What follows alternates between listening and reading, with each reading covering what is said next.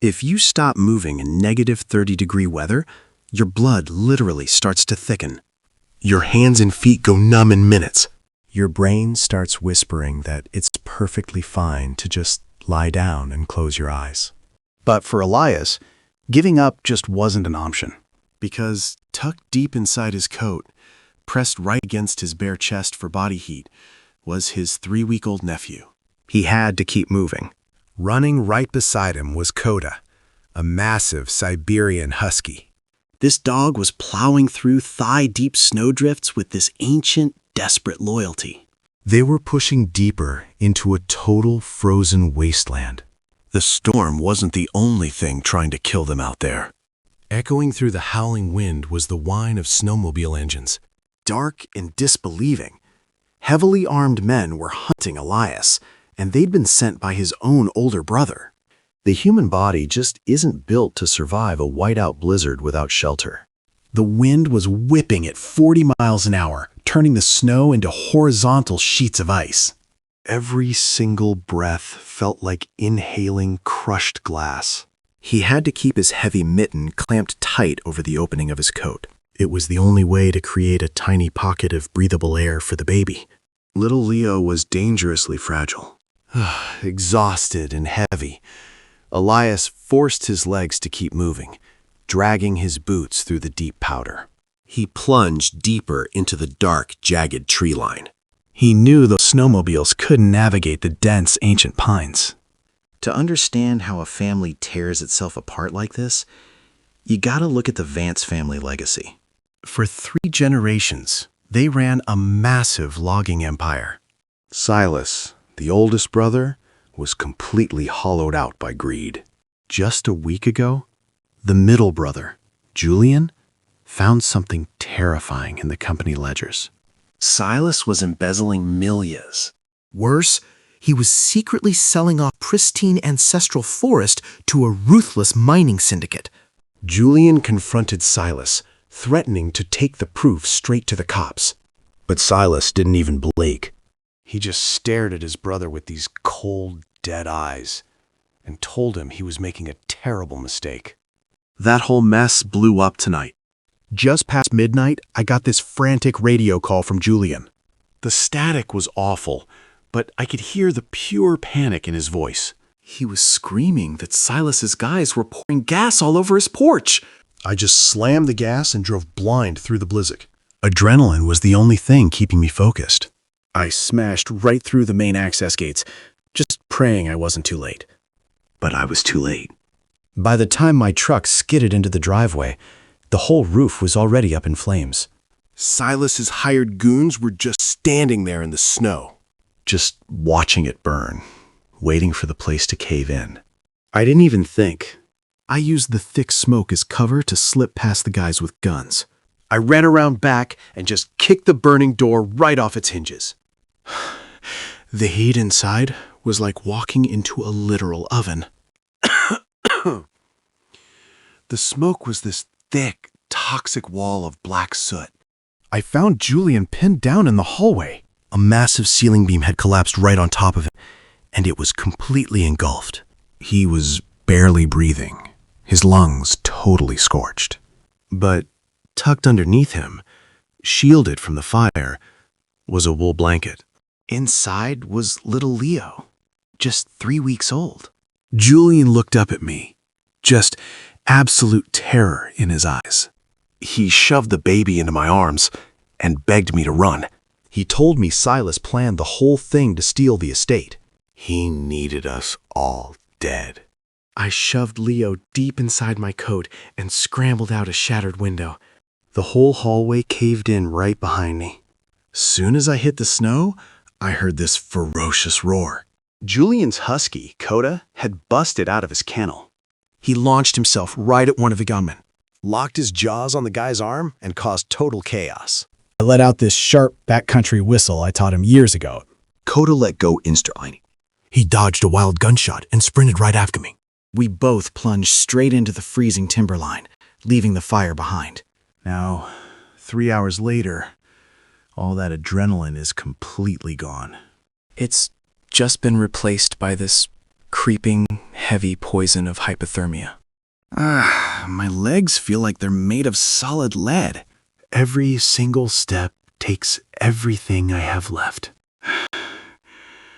Every step feels like dragging lead weights through the powder.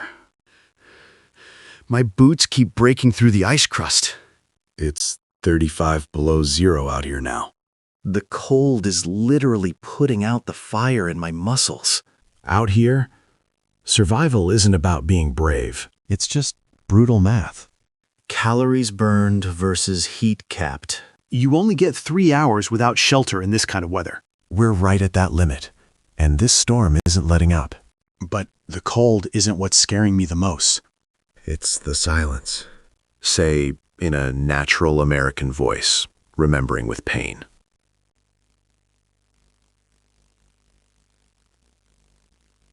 Leo was crying for the first hour. It broke my heart. But at least I knew he was alive. Now, I don't hear a thing. I gotta stop. I gotta check on him right now.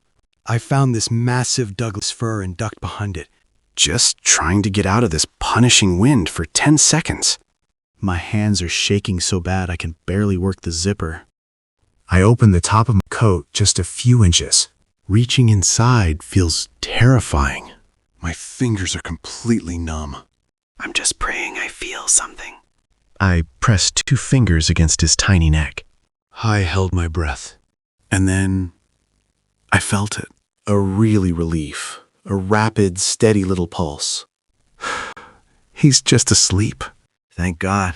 But we can't keep going like this. My core temp is dropping way too fast. I'm shivering so hard my jaw actually aches. If I lose 2 more degrees, my body's gonna cut off blood to my arms and legs. Say in a natural American voice, terrified realization, I won't be able to hold him. If that happens, we're both dead. I gotta stop right now. We have to dig in. I started scanning the tree line, squinting through the whiteout, just looking for any kind of natural shelter. Then I saw it. Say in a natural American voice. About 50 yards away, a massive, uprooted spruce tree. The roots had torn up a huge chunk of earth when it fell. It made this natural, overhanging canopy covered in snow. A perfect windbreak. It was our only shot. I dragged myself away from the tree and pushed toward those roots. Koda stayed right by my side. His fur was completely caked in solid ice, but those golden eyes were still sharp as ever. When they finally reached the base of those massive roots, Elias didn't waste a single second. He just dropped straight to his knees in the deep power. He didn't have a shovel or any tools out there. All he had were his heavy mittens and a desperate need to keep that little boy alive. He started clawing at the dense, packed snow right beneath that root overhang. He was literally carving out a narrow trench by hand. Serious warning, building a snow cave like this is an incredibly dangerous balancing act. You gotta dig out enough space, but you can't afford to make a mistake. See, the ultimate killer in the freezing cold is actually your own sweat. Say in a natural American voice, cautionary, if moisture gets trapped against your skin, it's gonna freeze the second you stop moving. That accelerates hypothermia fast. So Elias forced himself to pace the digging, taking deep breaths and letting his body heat vent. It took him nearly an hour of agonizing, back-breaking labor to hollow out that trench. He made it just big enough for the 3 of them to squeeze inside. Exhausted, he started gathering thick, dry pine boughs from the underside of the fallen tree, snapping them off with numb hands. He meticulously lined the bottom of the ice-cold trench with those green pine needles. If they sat directly on the snow, the ground would drain their body heat in minutes. Those pine boughs provided a crucial, life-saving layer of natural insulation against the frozen earth. Elias finally crawled into the cramped, dark space, sliding his back against the frozen wall. He unzipped his heavy coat all the way, exposing his chest to the freezing air. Then, he carefully pulled the tightly wrapped baby out from his thermal layers. With gentle, trembling hands, he settled the infant right into the center of that pine bed. The baby was still asleep, completely oblivious to the lethal storm raging just outside. Now, human resourcefulness had to step back and rely on the brilliance of nature. Elias looked over the Koda. That husky was a magnificent creature, genetically engineered by thousands of years of evolution to survive this exact brutal environment. Elias patted the space right next to the tiny bundled baby and gave a soft, commanding whisper. Koda didn't hesitate for a second. The massive dog crawled into the snow cave, circled the baby twice, and lay down. He curled his large, furry body into a tight, protective crescent moon right around the infant, tucking his thick tail over his nose. Inside the cave, the temperature slowly began to stabilize. By trapping the warm air from his own breath, Koda effectively created a living 100-degree furnace around the fragile newborn. Elias then positioned his own body right at the entrance of the trench, using his broad shoulders and thick coat as a physical door to block the howling wind. The immediate threat of freezing to death was finally paused. But a new kind of torment started creeping in. The long, agonizing wait in the absolute dark. Elias knew he couldn't fall asleep. Say in a natural American voice, "Grim warning. Out here, sleep is a seductive, dangerous liar." It feels warm and peaceful right before you just never wake up. To fight off the exhaustion, he focused on the horrifying reality. He thought about Silas and the absolute betrayal of his own brother. Silas needed the baby dead to secure the family empire. That sickening realization fueled a hot, burning anger in his chest. Around 3 in the morning, the fragile silence broke. The baby started to cry. It was a sharp, hungry, desperate wail echoing inside the small cave. The newborn was burning calories fast and desperately needed nourishment. Elias felt a surge of pure panic. He had no formula, no bottles, nothing to feed a newborn. Then he remembered a small stainless steel flask in his inner pocket. It was filled with water and heavy maple syrup for quick energy. He pulled the flask out into the dim light. It wasn't milk, but it was hydration and pure sugar calories. But his hopes sank immediately. The liquid inside had turned to an icy, frozen slush. Knowing he had no other choice, Elias made a dangerous decision. He pulled off his right mitten. He exposed his bare hand to the freezing, sub-zero air. He had to use his own precious body heat to melt the slush. He clamped his bare hand tightly around the freezing metal flask. Say in a natural American pain, he ignored the intense, burning pain of the cold metal against his skin. He focused entirely on melting the icy slush inside. It took 20 agonizing minutes of pure concentration. When the liquid was finally flowing, he carefully unbundled the baby's face. He dipped the tip of his pinky finger into the sugary water. He was ready to feed the starving infant. He gently placed his finger against the infant's lips. Leo instinctively latched on, sucking the sweet liquid, saying in a natural American voice, "Patient." Elias repeated this slow, tedious process dozens of times. He fed the baby drop by drop while Koda watched with calm eyes. The darkest part of surviving out here is always that hour right before dawn. The wind finally started to die down, but the temperature just absolutely plummeted. Elias couldn't even feel his right hand anymore, the skin turning this dangerous waxy gray. Just as that first faint gray light started creeping into the cave, the dead silence broke. Say in a natural American voice that made his blood run completely cold. It was the slow, heavy crunch of snowshoes breaking through the ice right outside. Snowmobiles were useless in this dense timber, so someone had actually tracked them on foot. Elias slowly shifted his frozen body, every joint screaming in pain.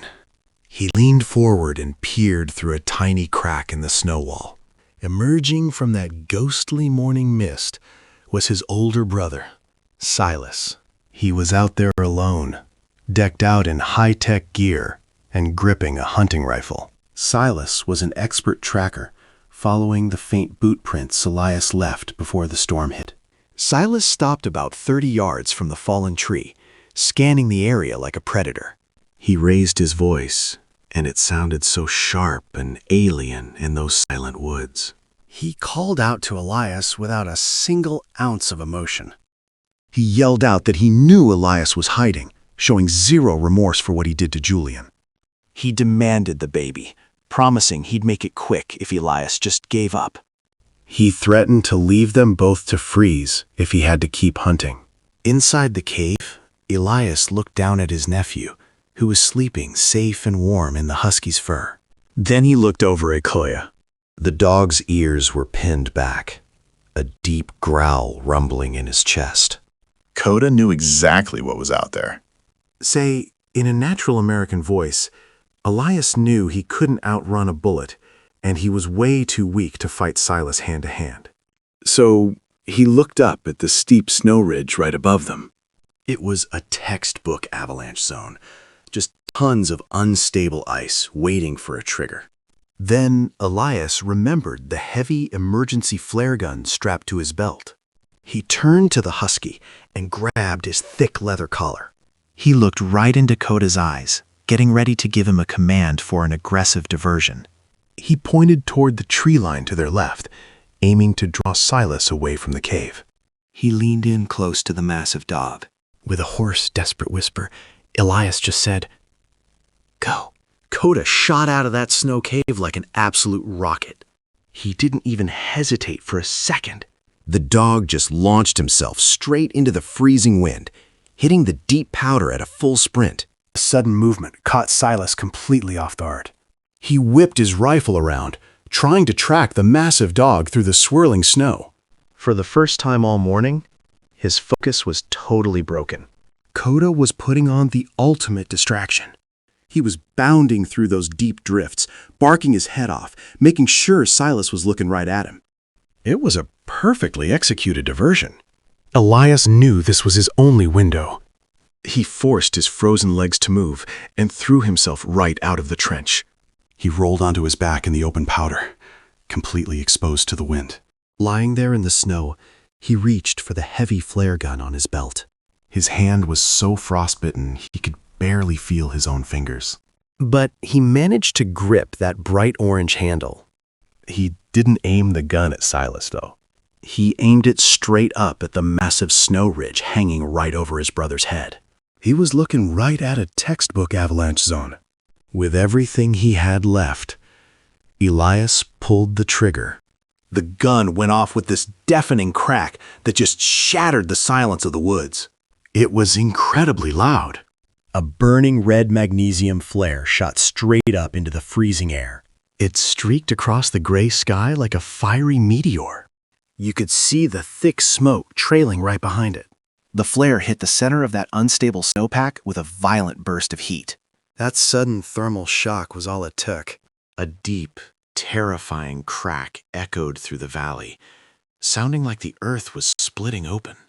Silas snapped his head up, and you could see absolute terror in his eyes. He realized right then that he was standing directly in the drop zone. He tried to run, but his snowshoes were completely tangled in the deep powder. The mountain finally gave way. Tons of packed snow and solid ice broke loose from the ridge. It came down like a freight train.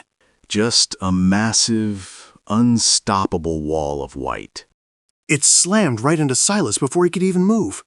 The impact knocked the rifle right out of his hands. He was buried instantly under 5 feet of dense snow, pinned completely against a massive pine tree, totally trapped. Then, just like that, the woods went dead silent. The white dust slowly started to settle. Ugh, Elias pushed himself up to his knees. His whole body was shaking uncontrollably from the cold and the adrenaline. He let out a sharp, shaky whistle. A second later, Koda trotted right out of the trees, totally unharmed. The big guy even gave a little tail wag as he came back. He just shook the snow off his coat like it was nothing. Exhausted and strained, Elias forced himself to stand up, his legs feeling like absolute lead. He stumbled over the uneven snow toward where the avalanche hit. Every breath he took was just a cloud of white in the freezing air. He had to see what was left. He found Silas buried up to his chest in the packed ice. His arms were pinned tight to his sides by the sheer weight of it all. His face was pale, totally panicked. That expensive rifle of his was buried somewhere deep underneath. Silas looked up at him, his chest heaving.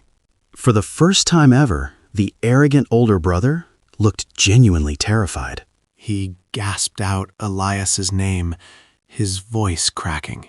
He begged him to dig him out, saying he couldn't just leave him there. Elias just stood over him, looking down at the guy who tried to wipe out their own family. He didn't even feel angry anymore. Just this cold, deep pity. He reached down into the snow and unclipped the emergency radio from Silas's vest. He took the radio and took a step back, out of reach. He told Silas he wasn't a murderer. But he sure wasn't going to dig him out either. He said Silas could explain all those stolen ledgers to the cops when they finally showed up. Elias just turned his back on him. He completely ignored Silas's desperate screams echoing through the trees. He started walking slowly back toward the snow cave. His body was running on absolute fumes, but he had to get back to the baby. Elias just walked away, leaving his brother's screams echoing in the woods. He stumbled back to the snow cave, running on absolute fumes. He just had to know if the baby was still breathing. He reached into the dark trench and pulled the heavy bundle into his arms. Little Leo stirred and let out this soft, healthy coo.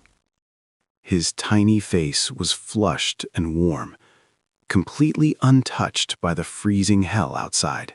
With his hands shaking violently, Elias pressed the button on Silas's radio. He called out on the open emergency frequency, giving their exact coordinates. He declared a severe medical emergency, and then they just had to wait. 3 agonizing hours went by in the freezing dark. But finally, the heavy thumping of a search and rescue chopper shattered the silence. Help had actually made it through the storm? The rescue team found Elias sitting on the trunk of that fallen spruce tree. He was clutching the newborn tightly to his chest. And Koda was standing right there at his feet, still guarding them both. They found Silas exactly where Elias had left her. He was completely immobilized in the snowbank, suffering from hypothermia.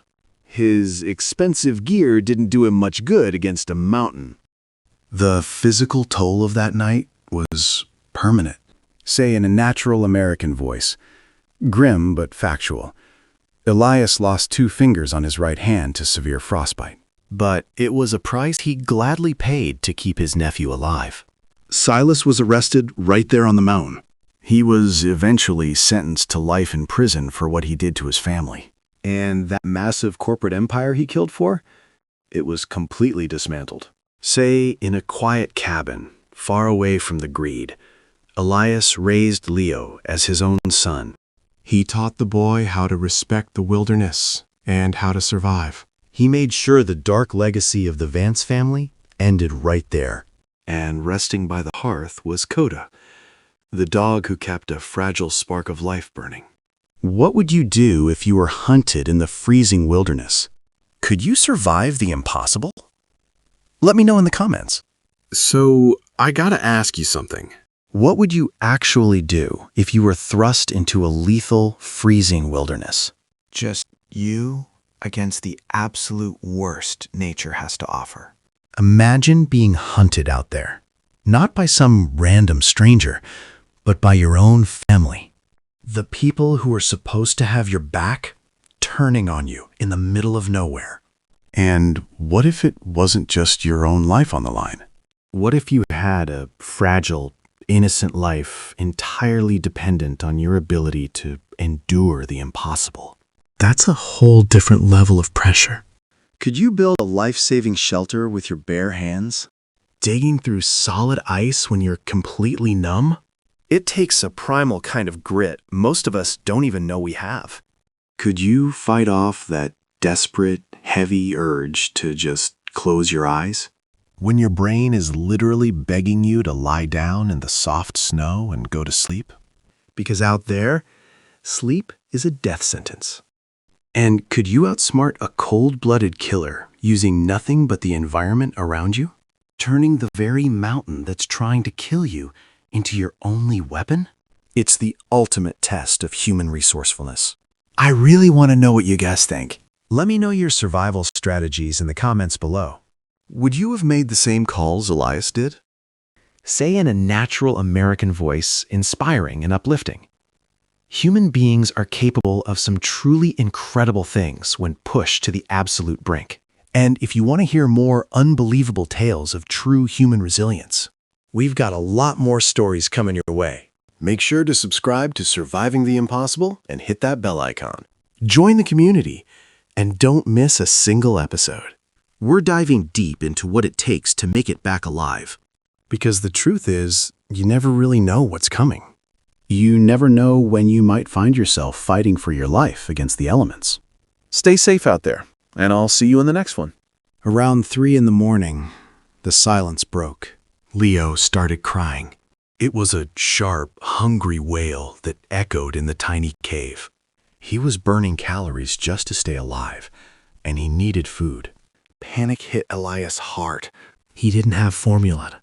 He didn't have a bottle. He had absolutely nothing for a newborn. Then he remembered something. He had a small stainless steel flask tucked in his inner pocket. It was filled with water and heavy maple syrup.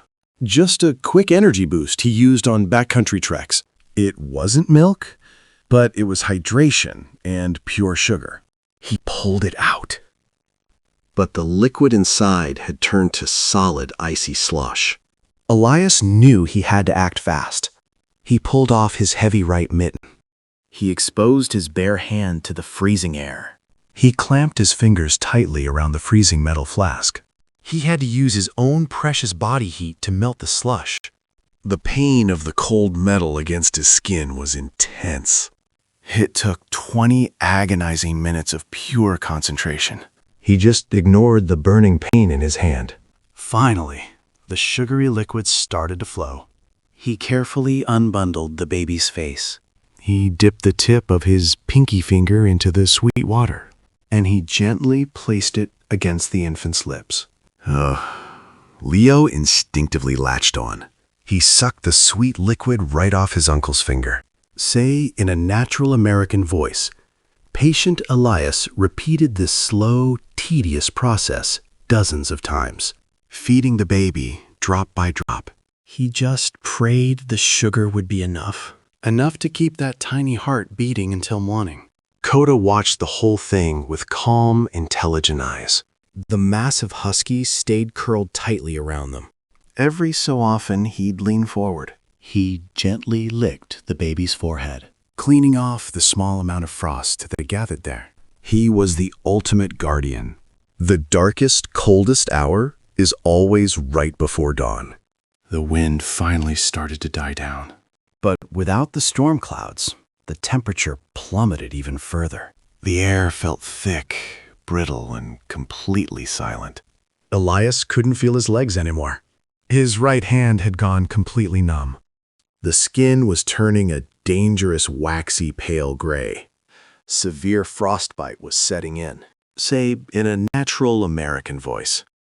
As the first faint light of morning filtered in, he heard it. Say in a natural American voice, dread, a sound that made his blood run completely cold. Crunch, crunch, crunch. It was the distinct, rhythmic sound of snowshoes breaking through the icy crust outside. The snowmobiles were gone, but someone had tracked them on foot. Say in a natural American voice, Elias painfully shifted his frozen body. He peered through a small crack in the snow wall. Say in a natural American mist, emerging from the ghostly mist of the forest was Silas. His older brother. He was alone, wearing expensive, high-tech winter gear. And he was holding a high-powered hunting rifle. Silas had always been an expert tracker. He was scanning the trees with pure predatory focus. Silas stopped about 30 yards from the fallen spruce tree. His voice cut through the silent, frozen woods. It was completely devoid of emotion. He called out to Elias. He told him he couldn't survive the cold. He demanded Elias hand over the kid. He promised to make it quick if he did. Or leave them both out there to freeze slowly if he didn't. Leo's fast asleep, oblivious to the nightmare outside. But Koda knows. He's got his ears pinned back, rumbling with a deep growl. I can't outrun a bullet, and I can't fight Silas right now. I gotta use the one thing Silas always underestimates. The mountain itself. We're tucked right under this massive, steep ridge. The storm just dumped tons of fresh, unstable powder right over his head. It's a literal trap, just waiting to be sprung. Then it hits me. I've got this heavy-duty emergency flare gun strapped to my belt. It's meant for signaling choppers, shooting this explosive magnesium charge. Say in a natural American hope. If I can just hit that snowpack right, it might be enough to bring the whole ridge down. But I need a distraction. I grab Koda's collar and look right into his eyes. He knows exactly what I'm asking him to do. I point toward the trees, away from the cave, and just whisper, "Go." Koda just explodes out of that trench. He's bounding through the deep powder like an absolute missile, barking his head off, making himself the biggest target possible. It's the bravest thing I've ever seen. Silas doesn't even see it coming. He totally panics and whips his rifle toward the dog. He's tracking Koda through the trees, completely forgetting about me for just 1 second. And 1 second is all I need. I force my frozen legs to move. I throw myself out of the cave and roll right into the open powder. My whole body is screaming in pain, but the adrenaline just takes over. It's now or never. I rip the flare gun off my belt. My right hand is totally useless, so I gotta use my clumsy left hand. I can barely feel the grip, but I manage to lock my finger around the trigger. I don't even look at Silas. I aim straight up. Right at that massive, overhanging cornice of snow hanging 30 feet above his head. My arm is shaking like crazy from the cold, but I steady the barrel, take one last breath, and brace myself. I pull the trigger. The gun kicks back with this deafening crack that just shatters the silence. This burning red magnesium flare shoots straight up into the gray sky, right into the heart of that unstable snowpack. The burning red flare strikes the center of the unstable snowpack high on the ridge. It hits with a loud hiss and a violent burst of intense heat. Say in a grim satisfaction. The sudden thermal shock is exactly what Elias was counting on. The impact of the flare triggers a catastrophic chain reaction. A deep, terrifying cracking sound echoes through the silent valley. It sounds like the earth itself is splitting open. The massive cornice of snow begins to fracture and give way. Down below, Silas snaps his head up toward the ridge. His cold, arrogant demeanor vanishes instantly, replaced by wide-eyed, absolute terror. He realizes his fatal mistake. He's positioned himself directly in the drop zone of the impending avalanche. Panic takes over as Silas tries desperately to turn and run from the falling wall of light. But his expensive, high-tech snowshoes betray him, tangling hopelessly in the deep, powdery drifts. He's completely trapped by the very environment he thought he could conquer. Tons of heavy, packed snow and solid ice detach from the ridge in a localized, violent cascade. The avalanche rushes down the steep slope with the unstoppable force of a freight train. The sheer volume of the falling snow consumes everything in its path. The avalanche slams into Silas with devastating impact. Chaotic, the crushing weight of the snow violently knocks the high-powered hunting rifle from his hands, sending it flying into the whiteout. He's completely defenseless against the raw power of the mountain. Silas is buried instantly beneath 5 feet of dense, heavy snow. The force of the slide pins him completely against the trunk of a massive pine tree, immobilizing him. The arrogant hunter is now entirely at the mercy of the freezing wilderness. As quickly as it began, the violent cascade stops, and the woods fall instantly, violently silent again. A thick cloud of white dust settles over the impact zone, masking the destruction. The chaotic roar of the avalanche is replaced by the eerie, freezing stillness of the forest.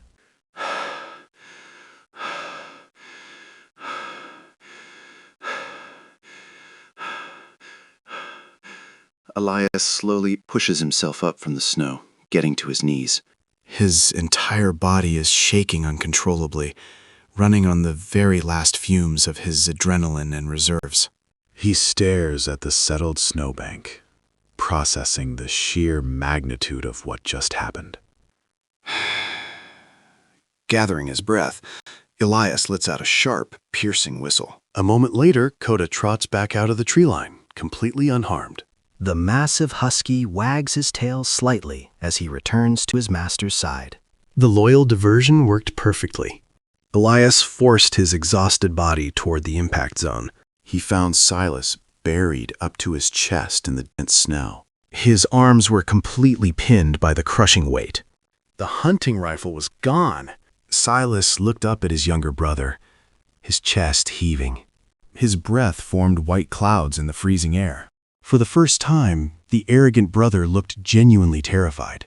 Say in a natural irony, he was entirely at Elias's mercy. The reality of his situation set in, and panic overtook Silas. He gasped for air, his voice cracking as he begged Elias to dig him out. He pleaded desperately, terrified of freezing to death. Elias stood tall over his trapped brother. He looked down at the man who had ordered their family's death for a payout. The burning anger was gone. He felt no rage anymore, only a cold pity. Without saying a word, Elias reached into the snow near Silas's waist. His numb fingers felt around the high-tech survival vest. He finally found what he was looking for. He unclipped the emergency radio, securing their lifeline. Elias stepped back out of his brother's reach, holding the radio tightly. His voice was a raspy whisper, completely devoid of affection. He told Silas he wasn't a murderer, but he wasn't digging him out either. Elias turned his back on his brother, walking away from the avalanche zone. Silas screamed desperately, his voice echoing through the silent woods. But Elias ignored him completely. He focused only on walking. His body running on fumes. Elias finally made it back to the fallen spruce tree, collapsing at the snow cave. The storm had passed, leaving a brittle, silent cold. He reached his frost-bitten hands into the dark trench, desperate to check on the baby. Elias gently lifted the bundled baby into his arms. Leo stirred, letting out a soft, healthy coo. The infant's tiny face was flushed and warm, untouched by the lethal cold. Koda watched them closely, his golden eyes calm. Sitting on the fallen spruce tree, Elias held the baby tightly to his chest. He pressed the transmit button on the emergency radio. He called out on the open frequency, giving their coordinates and declaring a severe medical emergency. 3 hours later, the silence finally broke. And gratitude. The heavy thumping of a search and rescue chopper echoed through the valley. Help had actually arrived. The rescue team found Elias right where he said he'd be. He was sitting on that fallen spruce, holding the baby tight against his chest. And Koda was right there at his feet, standing guard like always. A little ways off, they found Silas. He was completely stuck in that snowbank, shivering and totally defeated. Say in a natural American voice, firm and resolute. Elias had left him right there to face the consequences. But surviving a night like that doesn't come for free. Elias ended up losing 2 fingers on his right hand to severe frostbite. It was a permanent, physical price he paid to keep his nephew breathing. As for Silas, he was arrested the second they got him off the mountain. He got life in prison for what he did to Julianne. His whole greedy corporate empire was completely dismantled by the feds. The best part is, the ancestral lands were saved. They put the whole forest into an ironclad conservation trust. It's protected forever now. Exactly the way Julian always wanted it. Elias ended up raising Leo as his own son. They live out in a quiet little cabin, far away from all that old family drama. He's teaching the kid how to respect the wild and how to survive. And resting right by the fireplace is Koda. He's getting old and gray now, but he's still keeping watch. That dog is the reason they made it through the coldest night of their lives. So, what would you do if you were thrown into a freezing wilderness? Hunted by your own family? With a baby's life totally in your hands? Could you outsmart a killer and survive the impossible? Let me know how you'd handle it in the comments below. And if you want to hear more crazy true stories of human resilience, hit that subscribe button. Because you never know when you might have to fight the elements yourself.